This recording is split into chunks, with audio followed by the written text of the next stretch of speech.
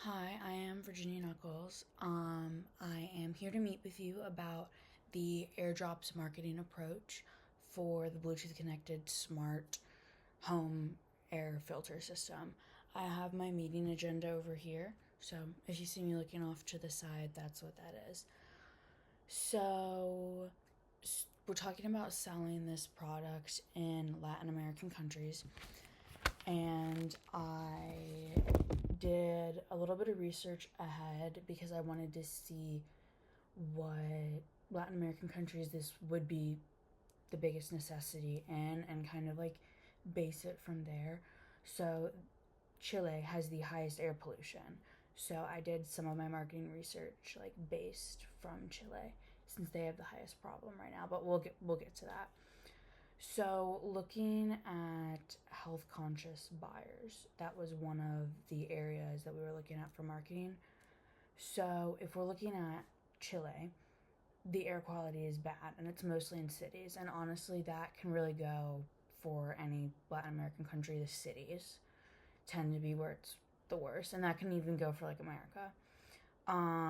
In Santiago, air quality is 72, and just for reference, in Greenville is 21. Like 21 is green, 72 is like yellow. So definitely a need. So this would push people probably to want to improve their in-home air quality. So that could be a good marketing draw for people who do care about their health, like their health. The tech savvy professionals. So this could honestly, I think, should be a little bit more catered to whatever location we're looking at. I did research for this one too in Chile. So look at tech and business industry and their growth in the countries. So like Chile has a rapidly growing tech industry, and their IT sector is largest in Santiago. And Santiago has bad air quality, so therefore that group of people, that group of buyers could be more inclined, especially if they are health conscious and involved with more just tech savvy side of things.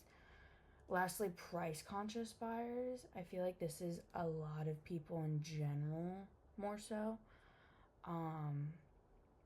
You would have to look at poverty rate and the national economy per country. In Chile, according to their government, 20.9% of the population is affected by multidimensional poverty. So people who need it the most are likely in lower income households. So having a price conscious option and kind of catering to that group of buyers would also be a good game plan. So we have good competitive advantage. I feel like that would be a very good thing to kind of promote. No matter what like how we choose to promote, these are things that like we have the advantage on. So with the Bluetooth ability, just being able to look at your phone and see it, and it lets you know like when the filter would need to be changed, and so it improves your HVAC lifespan. Obviously, if it's letting you know when it needs to be changed, it's not going to run it as hard. And energy and power efficiency, both of those save money. So if we were to go with the price conscious buyers route, that would be a good thing to mention. And air quality, again, is poor in cities, and if we're looking at Chile, so they're likely to see something like this as more of a need versus a want or like a frivolous expense. They may not see it like that. So, looking into local customs in the areas, basically doing research on each and every one of them. I, again, specifically did Chile. My cousin used to live there, so that is a good point of contact that I could reach out for and be like, hey, like, what do you think? What kind of like, what drew people in? What was kind of like, what was popular here versus here? What different, how the culture would differ, like, was different, like, throughout the country, or, yeah, country. So kind of get like a lay of the land on that, and also learning like technology customs, like how up to date are they with technology, because obviously we're Bluetooth device, like you're working with a phone, like if most people don't have phones, which I don't think so. In Chile is not a problem. They have the highest internet penetration and mobile connection rates of all Latin American countries. So I think like this device would do very good there. Whereas like a country that maybe has a higher poverty rate may not do as well, just because people may not have the facilities to make it work. And we have to keep in mind that a lot of these countries are modern, tech savvy. They are. But society is still very traditional. And I'm going to get into that with the ethical considerations, with like the customs regarding culture.